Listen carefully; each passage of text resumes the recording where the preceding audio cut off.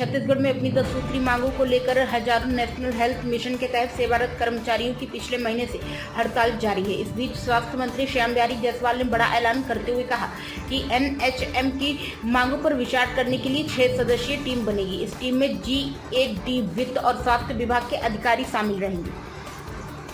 उन्होंने कहा यह टीम निर्धारित समय में अपना अभिमत हमें देगी, इसके आधार पर फिर हम निर्णय लेंगे। उन्होंने यह भी कहा कि एनएचएम कर्मियों की मांगों पर दूसरे राज्यों से भी जानकारी लेंगे कि वहां किस तरह से काम हो रहा है। उन्होंने कहा कि मैं स्वास्थ्य कर्मियों से अपील करता हूं कि अपने काम पर लौटें। वहीं सीजीएमएस ने मेसर्स एफपी पेरेंटेलर्स को ब्लैक लिस्टिंग के लिए कारण बताओ नोटिस जारी किया। इस पर स्वास्थ्य मंत्री ने कहा कि गुणवत्ता विहीन दवाई सप्लाई करने वालों को हम ब्लैक लिस्ट करेंगे। सरकार बेहतर स्वास्थ्य सुविधा अपनी जनता को देना चाहती है।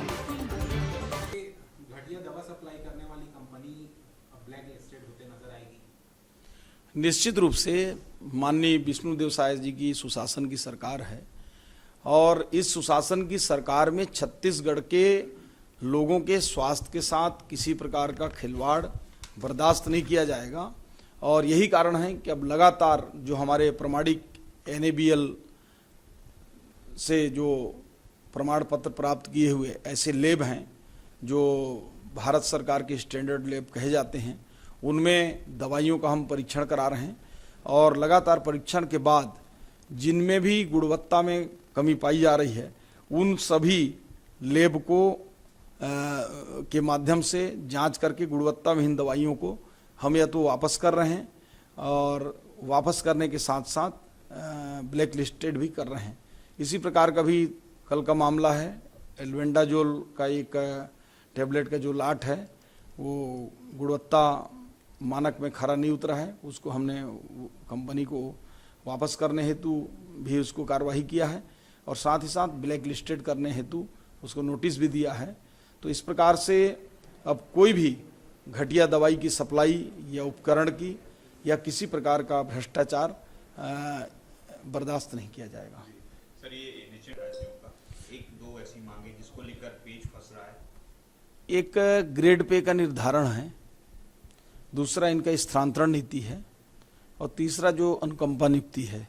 इन तीनों विषयों को दूसरे राज्य के साथ साथ राज्य में भी जो संविदा भर्ती अधिनियम के तहत हम क्या कर सकते हैं उन सारे पहलुओं पर हमारे वित्त और जीएडी के भी अभिमत लेकर उसमें आगे बढ़ेंगे। सर, एक चरणदास मांग हो रही है, आपने बार बार बताया कि 10 में से 5 मांगे आपके हाथ में, राज्य में 5 केंद्र में, तो कब तक होंगी सर? क्योंकि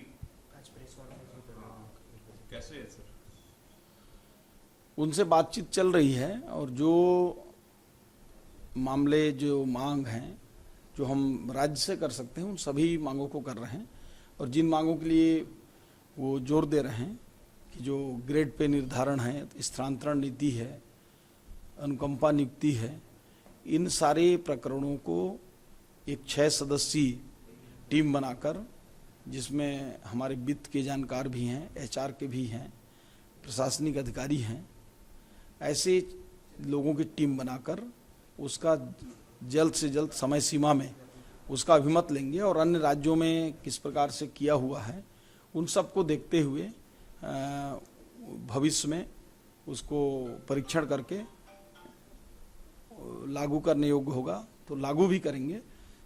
परंतु जो उनकी 10 मांग थे उनमें से 5 मांग जिनमें प्रमुख रूप से 27% का जो पेमेंट का हमारे घोषणा पत्र में भी था, हम 27% का वृद्धि के जो लक्ष्य है उसको पूरा कर दे रहे हैं।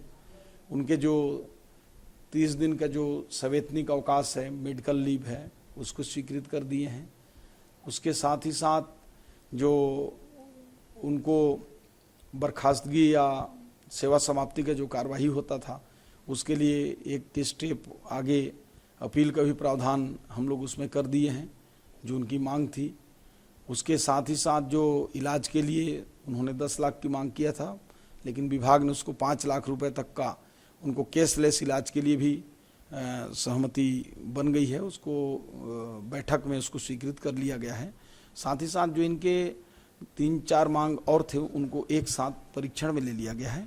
इस प्रकार से उनकी मांगों पर सरकार पूरी तरह से विचार की है और विचार उपरांत जो भी उनके हित में है, राज्य हित में है, स्वास्थ्य क्षेत्र के हित में है, हम लोग कर रहे हैं।